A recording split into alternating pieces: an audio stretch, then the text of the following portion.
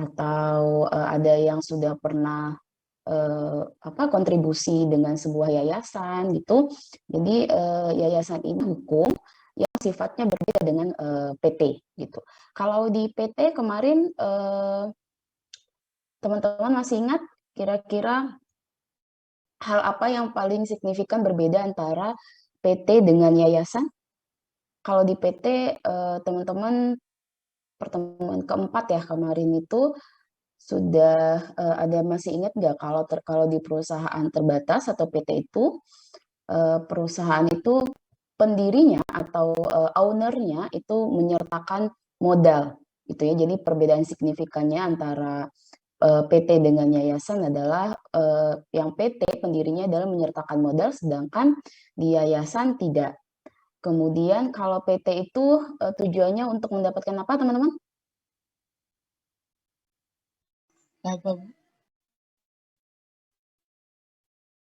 Keuntungan, Bu.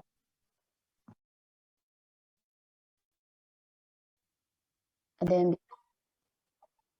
gimana? Oke ya, keuntungan benar sekali. Jadi kalau perusahaan terbatas itu tujuannya adalah untuk mendapatkan profit. Sementara untuk yayasan itu kita tahu kalau yayasan itu intinya adalah sebuah lembaga yang bersifat sosial ya, gitu. Jadi banyak sekali yang mungkin ada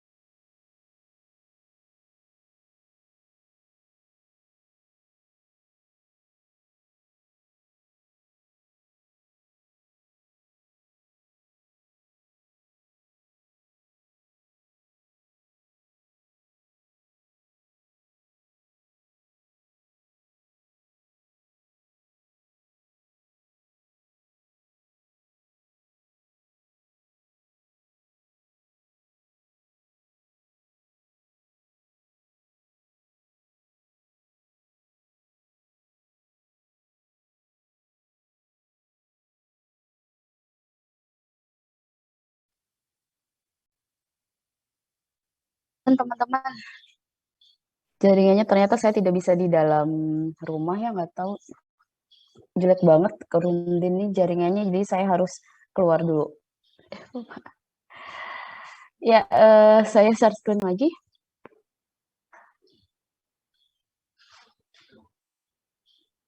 Semoga kalau di luar jaringannya aman ya. Bismillah. Nah, tadi sampai dengan perbedaan perusahaan terbatas dengan sebuah yayasannya. Oke. Jadi di part ini kita akan membahas tentang apa itu pengertian yayasan, contohnya organ, syarat, dan bagaimana ketika yayasan itu dibubarkan. Nah, ini adalah pengertian secara umum. Jadi di mana yayasan itu merupakan sebuah ya paguyuban atau lembaga, tapi bukan komunitas ya teman-teman. Jadi ketika misalnya ada komunitas sosial yang menyatakan bahwa ini nih saya punya komunitas sosial yang sifatnya keagamaan atau apa, lalu ingin membuat sebuah yayasan atau mengklaim bahwa nanti kami bisa membuat sebuah yayasan. Nah, berbeda karena kalau di komunitas sosial itu berbasisnya anggota. Jadi kalau misalnya ada komunitas-komunitas sosial, nah itu intinya adalah mereka keseluruhan cara operasionalnya itu pada anggota. Anggota yang termasuk leadernya di dalamnya. Nah, kalau yayasan tidak.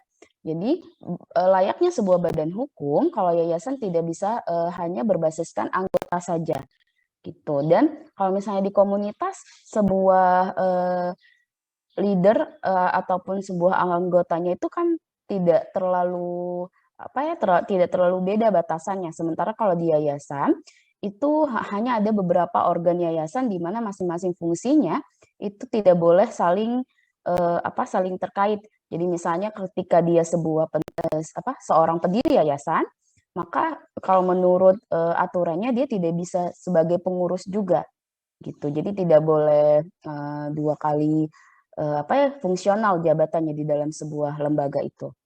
Nah, jadi yayasan merupakan sebuah paguyuban atau badan di mana pendiriannya disahkan dengan akta hukum gitu. Jadi bukan berarti kalau yayasan sosial atau yayasan yang bersifat keagamaan, kemanusiaan itu tidak dilandasi oleh hukum ya, yang dibuat oleh notaris dan tetap bergerak di dalam bidang sosial. Apakah ada aturannya di dalam hukum baik itu hukum bisnis ataupun hukum perdata, apakah ada undang-undang yang melandasinya gitu ya? Nah, kita lihat kalau di dalam hukum bisnis ternyata yayasan itu ada di pasal 1 ayat 1 Undang-Undang Nomor 16 Tahun 2001, di mana disebutkan bahwa yayasan itu badan hukum yang terdiri atas kekayaan yang dipisahkan. Jadi kalau misalnya bedanya lagi tadi sudah saya sampaikan, ketika di perusahaan terbatas itu menyertakan modal atau teman-teman juga bisa cari badan hukum yang ada banyak sih sebenarnya, tapi sifatnya jadi mengulang ya di materi perusahaan terbatas. Ketika harta kekayaan itu tidak dipisahkan dengan harta pribadi, maka itu bukan termasuk dari yayasan. Jadi jangan sampai ada harta dari pendiri yayasan itu yang digunakan untuk mengoperasikan sebuah yayasan. Itu karena nanti pada akhirnya si owner tersebut akan menghitung kan kalau dia ibaratnya sebagai bukan owner kalau di yayasan tapi pendiri ya. Sebuah pendiri itu akan memperhitungkan ketika dia sudah menyertakan modal lalu yayasannya besar dikenal, maka akan ada timbul apakah ini nanti akan menguntungkan buat saya gitu. Jadi rasa kemanusiaannya bisa berkurang. Makanya ini sangat diatur oleh undang-undang ya. Jadi wajib kalau kekayaan itu harus terpisah kalau di yayasan demi untuk mencapai tujuannya ya untuk sosial gitu. Tidak ada mencapai profit apapun itu. Lalu apakah di sebuah ya kalau tadi tidak mencapai profit, apakah di sebuah yayasan itu orang-orangnya digaji atau tidak gitu? Karena bidang sosial, kemanusiaan, lalu apakah masing-masing dapat gaji? Kira-kira menurut teman-teman ada yang bisa menyampaikan? Digaji, Bu. Dapat gaji, Bu. Oke, dapat gaji. Kira-kira siapa aja yang dapat gaji itu, Natasha? Apakah semuanya? Apakah termasuk pengurus-pengurusnya, Ibu? gaji? Oke. Pengurus-pengurus yang terlibat. Coba ya kita lihat. Nah nih, jadi kalau organ yayasan itu ada pembina, pengurus, dan pengawas gitu. Yang dikatakan digaji itu adalah pengurus tapi yang benar-benar mengoperasionalkan yayasan. Contoh, dia jadi bukan pengurus misalnya bagian bagian penanggung jawab keuangan di sebuah yayasan kemudian dia digaji, tidak, tapi lebih kepada yang sifatnya aktivitas langsung. Contoh misalnya teman-teman untuk, bapak-bapak atau ibu-ibu yang bekerja di, sebuah yayasan sekolah misalnya ya, yang bebersih, nah seperti itu. Jadi itu yang digaji. Tapi kalau untuk, pengurus intinya gitu, karena ini sifatnya sosial, itu tidak digaji, gitu. Jadi kalau misalnya yang bersifat langsung ke dalam operasional, itu baru yang akan digaji. Karena ini merupakan sebuah yayasan di mana pembina, pengawas, dan pengurusnya itu masing-masing tidak boleh, misalnya ini pembina, dia juga pengurus, dia juga pengawas, itu tidak ada. Jadi karena di pengurus pun ada banyak gitu ya, misalnya, yayasannya adalah ternyata yayasan yang besar. Contohnya kayak kemarin, kunjungan dari SMA Al-Aziz itu datang ke, kampus kita gitu, ke PSDKU, lalu, dosen dari kita itu ada yang termasuk bagian dari yayasan SMA tersebut gitu ya. Nah, apakah, kemudian, eee, ibu tersebut itu mendapatkan profit ketika dia bukan mendapatkan profit, maksud saya tadi, dia digaji lebih di yayasan karena dia mengurus sampai dengan mengantarkan kunjungan ke sini, karena ternyata itu sifatnya sosial, teman-teman. Jadi, beliau ya tidak berharap dapat gaji dari situ, tapi karena beliau ingin mengembangkan, yayasan SMA tersebut, sifatnya jadinya kemanusiaan, gitu ya. Kalau ibaratnya teh, amal jariah lah buat beliau. Jadi tidak berharap untuk digaji dari, apa yang sudah dikeluarkan. Walaupun, beliau tersebut termasuk dalam pengurus yayasan yang, di SMA Al-Aziz gitu. Jadi bahkan beliau mengeluarkan uang pribadi mungkin untuk bisa, membantu, misalnya kayak kunjungan ke sini ya teman-teman itu kan tidak, murah gitu. Nah, inisiatif beliau sendiri. Jadi tidak berdasarkan apa yang perjanjian ketika menjadi pengurus, yayasan seseorang harus digaji sekian gitu, tidak, ya. Eee, kita tadi terlewat yang ini, kalau pengertian sudah ya, karena ya intinya adalah, yayasan itu bersifat sosial dan berbadan hukum dengan harta kekayaan yang terpisah. Nah, ini ada beberapa contoh. Teman-teman ada yang kenal ini yayasan apa? Apa saja ada yang kenal? Ada yang pernah lihat mungkin logonya? Salah satu? Kalau yang kedua mah udah ada tulisannya ya. Nah, kalau yang pertama itu, PSF itu, punyanya Sampurna, jadi Sampurna Foundation. Nah, untuk teman-teman yang angkatan 2018 pasti sudah dapat mata kuliah CSR ya, di mana sebuah perusahaan itu harus, mengembangkan atau, mengeksplor kegiatan CSR-nya ketika perusahaan tersebut merupakan perusahaan yang, skalanya lebih gitu. Jadi bukan perusahaan kecil, perusahaannya besar. Nah, biasanya mereka untuk bisa, me-manage kegiatan CSR-nya itu membuat sebuah yayasan. Nah, yang untuk PSF itu adalah Sampurna Foundation. Jadi, perusahaan Sampurna itu membuat, yayasan ini khusus untuk kegiatan CSR-nya. Kemudian silahkan sambil di ini teman-teman, maksudnya sambil di-googling, ada banyak sekali yayasan yang sifatnya itu dari perusahaan. Jadi ketika perusahaan itu sudah maju, sudah berkembang apalagi di Indonesia, itu kegiatan CSR-nya biasanya membentuk sebuah lembaga lagi. Kemudian yang kedua ada Habibie Center. Kalau ini juga teman-teman sudah pasti sering mendengar ya. Nah, yang ketiga itu ada Yayasan Lembaga Konsumen Indonesia. Perbedaannya adalah kalau misalnya PSF itu dari sebuah perusahaan, nah kalau Yayasan Lembaga Konsumen ini awalnya adalah karena memang, banyak sekali permasalahan, konsumen yang mungkin tidak bisa terjangkau oleh, perusahaan, atau tidak ada yang melindungi hak-haknya konsumen. Nah, seperti itu. Jadi adanya yayasan ini, yang YLKI ini adalah untuk, menjembatani dari hak-haknya konsumen ketika, membeli sebuah produk misalnya atau mendapatkan sebuah pelayanan jasa. Ini hanya 3 contoh saja, ada banyak sekali contoh yayasan di Indonesia, teman-teman.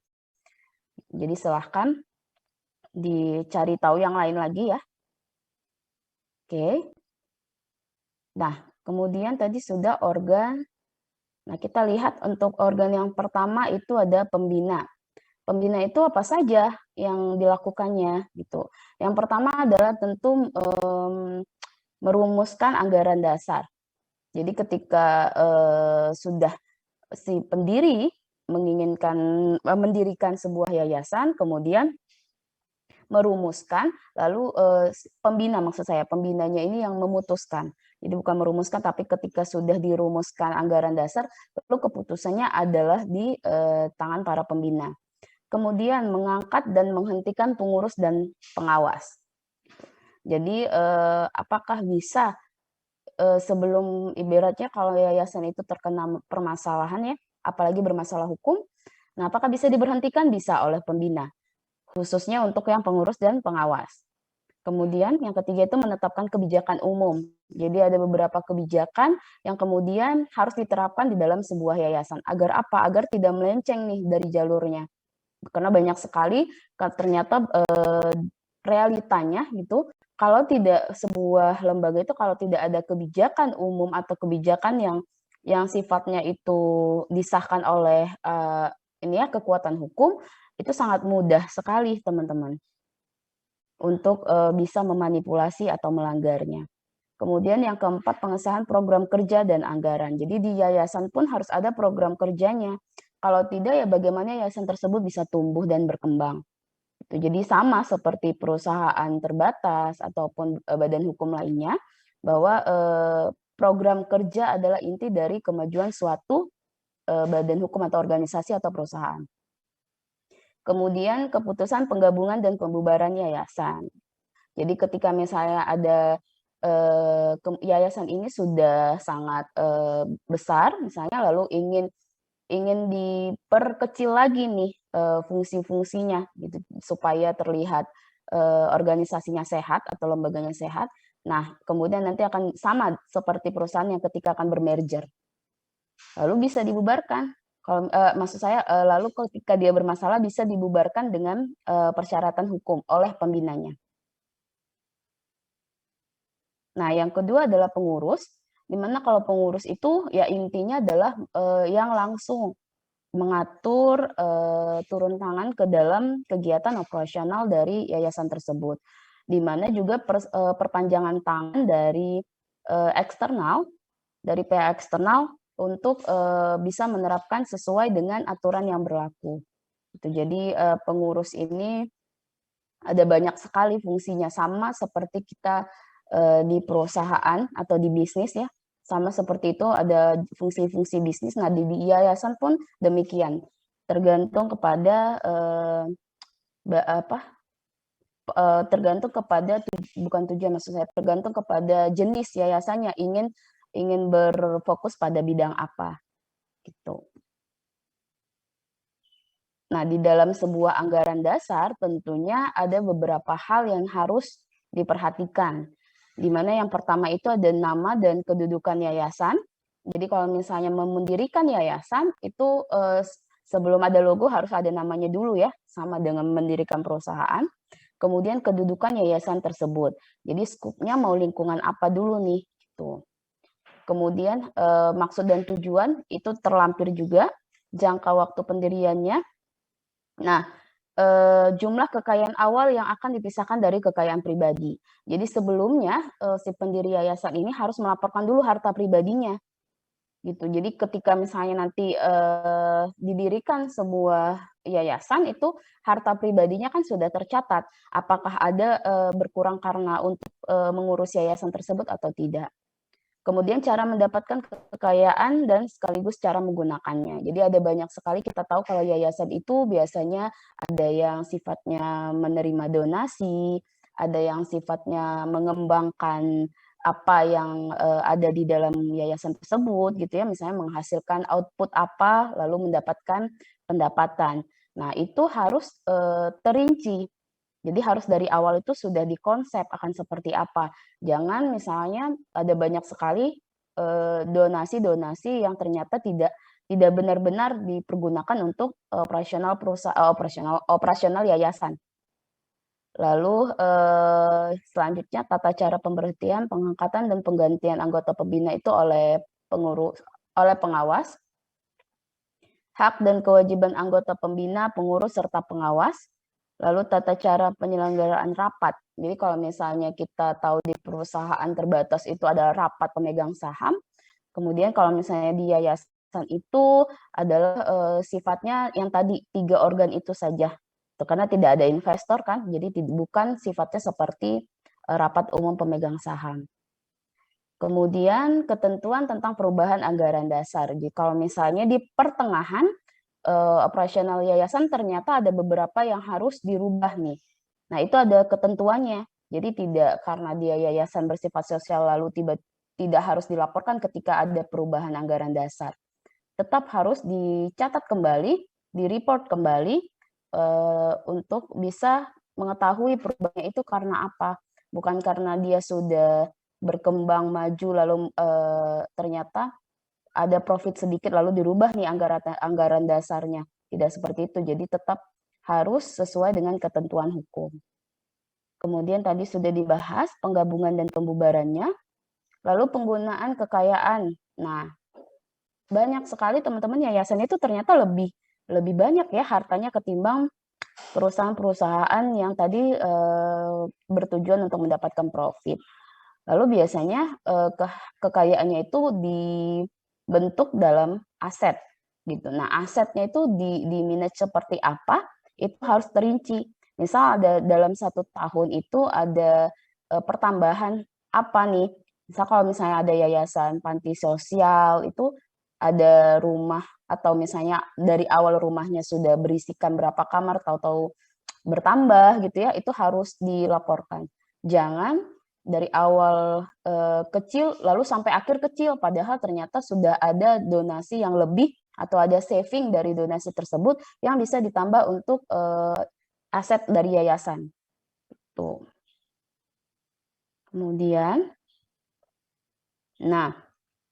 lalu biasanya apa yang membuat penyebab dari sebuah yayasan itu ternyata bubar atau tidak bertahan? Ya biasanya itu adalah intinya dari orang-orang yang memanage yayasan tersebut. Tidak dipungkiri bahwa manusia itu sangat mudah ya berubah. Jadi awalnya tulus ikhlas menjalankannya, namun ketika ada di depan mata tergiur juga gitu. Nah biasanya itu yang membuat sebuah yayasan itu sudah berbeda. Itu marwahnya sudah tidak sama ketika saat didirikan. Jadi ketika itu misalnya balik lagi pasti permasalahannya tentang bagaimana keuangan di yayasan tersebut. Ada banyak pelencengan atau mungkin bahkan berhutang atau bahkan ternyata yayasan tersebut itu melanggar asusila misalnya. Jadi hal-hal yang seperti itu yang mendominasi sebuah yayasan. Gitu. Oke. Ternyata sedikit slide-nya teman-teman. Nah, lalu kalau misalnya kita temukan nih permasalahan di dalam sebuah yayasan, itu ternyata kalau misalnya ada realita ya teman-teman, misalnya ada yayasan yang menggelapkan duit donasi misalnya. Nah, biasanya itu terjadi karena tidak melaporkan ke akuntan publik. Jadi ada ketentuan bahwa ketika sebuah yayasan itu mendapatkan harta atau aset itu sampai dengan miliar, itu wajib melaporkannya ke akuntan publik setiap tahunnya. Jadi dari situ ketika sudah dilaporkan dan wajib mempublikasi. Itu jadi tidak dikip publikasinya bisa lewat apa saja, bisa lewat situs web dari yayasan tersebut atau bisa dengan menggunakan media massa gitu. Jadi sebenarnya aturannya sudah ada, cuman pengaplikasiannya yang kadang-kadang tidak sama dengan ketentuan yang berlaku. Oke, ada yang ingin ditanyakan teman-teman? Saya Bu, izin bertanya. Oke, saya nih stop share dulu ya. Ada 2 pertanyaan nih Bu. Iya, mangga, nggak apa-apa. Jadi yang pertama itu kan kalau yayasan itu kan tujuannya itu kan sifatnya lebih ke sosial ya Bu, bukan mendapatkan profit. Tapi Benar. yang saya lihat dan realitanya itu banyak sekali kayak sekolah-sekolah yang didirikan oleh yayasan, bahkan dia itu harga uang pengembangan gedungnya sama uang SPP-nya itu malah lebih mahal, Bu. Terus abis itu yang pertama, berarti kan itu dia tujuannya udah bukan sosial ya, Bu, lebih ke profit. Bahkan kayak pengurusnya itu kayak guru-gurunya aja itu gajinya itu nggak sebesar itu, Bu, gitu. Oke. Itu pertanyaan pertama, Bu. Terus Mm-mm. yang kedua, itu yayasan itu kan tadi Ibu sempat bilang kalau nggak ada investor. Tapi biasanya, Mm-mm. Bu, kalau misalnya yayasan itu kan ada komite ya, Bu. Dan itu sifatnya kan kayak investor, dia suka sumbang uang. Itu berarti sama gitu, Bu, kayak investor. Oke. Terima Itu kasih saja. ya, Ibu. Iya. Iya, Ya, ya pertanyaan yang bagus ya, Natasha. Nah, akan saya jawab untuk pertanyaan yang pertama. Nah, balik lagi saya katakan bahwa sebuah yayasan itu fungsinya sama dengan kita menjalankan sebuah bisnis. Jadi, kalau tadi perusahaan PT itu tujuannya adalah mendapatkan profit, maka ketika yayasan tadi disebut yayasan sekolah gitu ya. Ditelusuri kembali apakah pada saat, pendiriannya memang ini ditujukan yayasan sekolahnya untuk kalangan apa nih, gitu. Ketika misalnya ada yayasan sekolah untuk kalangan, tidak mampu atau, untuk kalangan yang, menengah ke bawah gitu, kalau dari awal sudah, tadi kan sudah saya sebutkan ya, nama lalu, syaratnya tadi yang harus dilengkapi. Apa sih yang akan dilakukan dari yayasan ini gitu, kegiatan apa. Tadi sudah ada juga di slide bahwa bagaimana dia mendapatkan, pendapatan dari yayasan tersebut. Nah, kalau misalnya yayasan sekolah yang dimaksudkan oleh Femi, kemungkinan adalah memang dari awal dia sudah, bukan yayasan sekolah yang seperti persepsi dari Natasha. Gitu. Kalau misalnya persepsi dari kita, yayasan sekolah yang itu seharusnya lebih murah Bu, karena bersifat sosial gitu ya. Nah, ternyata mungkin yayasan sekolah yang Natasha temukan, itu bukan yayasan sekolah yang, bertujuan untuk membantu kalangan menengah ke bawah, gitu. Apakah masih tetap bersifat sosial Bu? Bisa saja, contoh misalnya ada yayasan sekolah, ya sama seperti kemarin Islamik gitu ya. Nah, sifat sosialnya di mana? Karena ingin, mendirikan atau, mencerdaskan, menjaga, anak-anak muda untuk tetap di lingkungan yang sesuai dengan agama, gitu. Tetap ada sisi sosialnya, tapi kemudian tidak bisa dipaksakan bahwa 100% harus, menerapkan yang tadi biayanya lebih murah ketimbang sekolah-sekolah, swasta lainnya. Gitu, karena pada saat pendiriannya sudah dijelaskan apa saja nih yang akan dilakukan oleh yayasan tersebut, bagaimana dia mendapatkan pendapatannya, lalu apakah ada kegiatan yang tadi mungkin, Bu, dia jadinya berprofit atau tidak. Nah, itu tidak bisa kita klaim karena kita harus lihat dulu, dia sudah melaporkan tidak, hasil dari setahun, 2 tahun donasi yang dia dapatkan. Gitu. Jadi balik lagi, sebuah yayasan itu memang intinya adalah bersifat sosial, tapi dia berbadan hukum. Nah, ketika disebut seperti itu harus dilihat lagi juga. Jadi apa output dari yayasan ini gitu. Kalau tadi saya katakan misalnya ada yayasan yang ternyata dia output-nya adalah menciptakan sebuah produk untuk bisa, yayasan tersebut tercapai. Kalau yayasan sekolah itu ada banyak jenisnya. Nah, ada memang yayasan sekolah yang khusus misalnya, punten teman-teman untuk teman-teman kita yang yatim piatu, tidak mungkin itu dimintakan biaya seperti yang disampaikan oleh Natasha. Atau ada yayasan tadi, yayasan sekolah yang disebutkan Natasha ya memang, sifatnya, sosial untuk menegakkan agama, misalnya gitu. Tidak hanya untuk agama muslim saja ya, saya tahu ada yayasan yayasan sosial, yayasan sekolah yang Katolik, itu ada banyak. Yang sangat mudah ditemukan.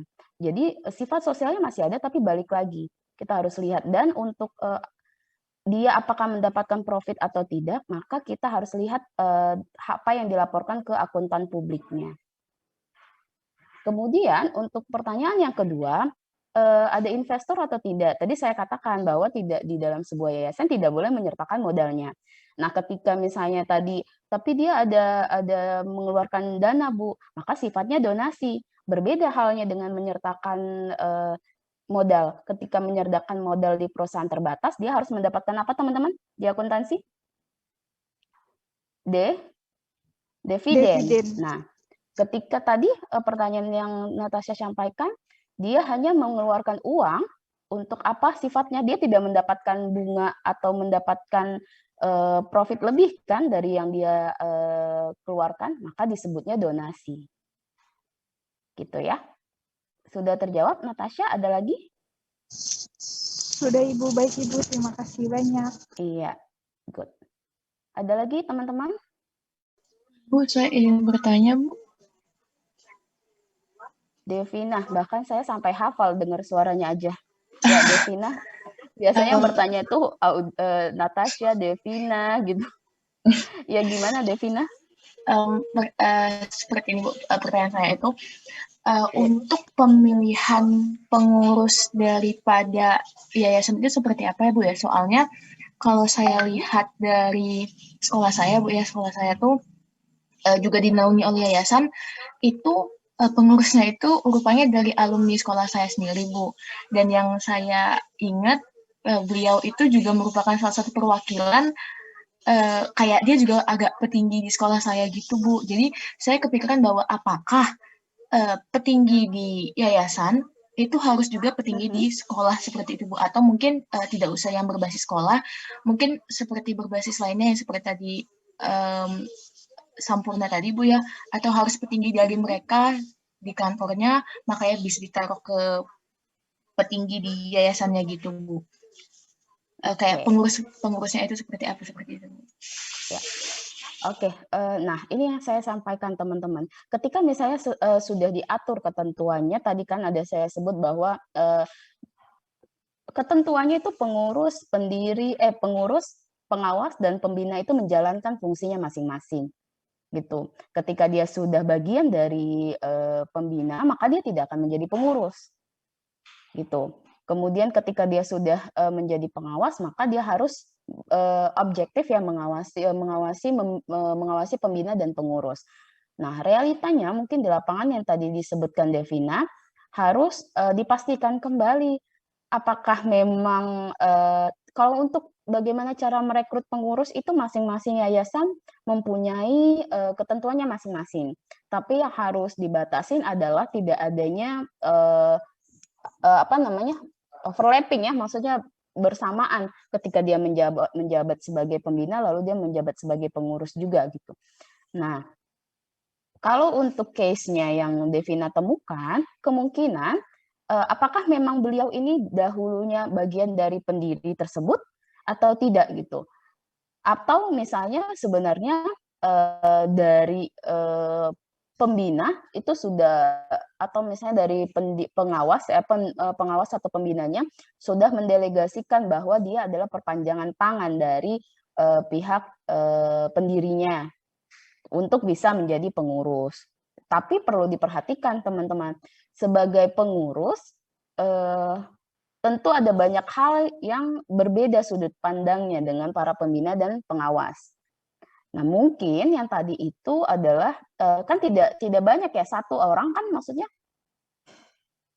Iya, satu orang. Nah, mungkin satu orang itu adalah delegasi dari si pendiri yayasan tersebut untuk silahkan kamu juga kan mungkin ya tidak bisa ini 100% karena kita tidak tahu historinya gitu untuk yayasan tersebut. Nah, mungkin dia memang didelegasikan untuk itu agar sesuai nih dengan harapan para pembina atau pengawas yayasan.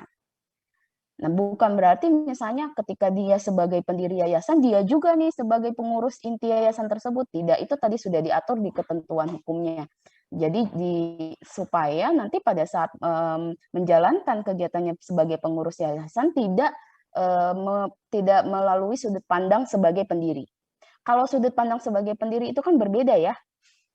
Sebagai pendiri dia ingin apa nih yayasannya, sementara untuk tahu realitanya di lapangan itu kan para pengurus. Itu. secara ketentuannya harus dipisahkan. Itu Devina. Oke. Sudah cukup? Ada lagi? Baik, Devina? Saya mungkin Siapa yang bertanya? Oh, masih kalau, Devina. kalau saya bertanya satu hal lagi, Bu. Boleh, mangga. Oke. Saya berpikir seperti ini, Bu. Tadi kan kita sempat mengatakan bahwa pada dasarnya sebuah yayasan tidak akan memperoleh profit. Artinya memang itu bukan tujuan awalnya. Tujuan awalnya adalah sebuah sosial. Tetapi pasti kan kita juga pelajari bahwa uangnya ataupun dananya itu diambil daripada sumbangan daripada orang-orang ya, Bu ya. Nah, donasi ya.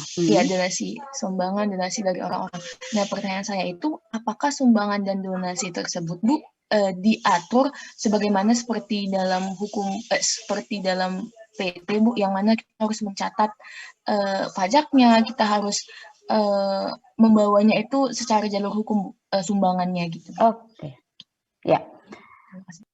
Oke, teman-teman. Oke, Devina, pertanyaan yang bagus ya. Saya akan jawab satu persatu. Jadi, apakah diatur beberapa donasi? Tentu tidak seikhlasnya. Tapi apakah dikenakan pajak, Bu, untuk para donasi gitu? Nah, itu pengecualian. Jadi, untuk lembaga yang sifatnya sosial itu biasanya tidak dikenakan pajak untuk aturan yang berlaku sampai dengan saat ini. Lalu bagaimana, Bu, untuk memaintenance-nya gitu ya? Donasi-donasi tersebut terserap dengan baik di sebuah yayasan.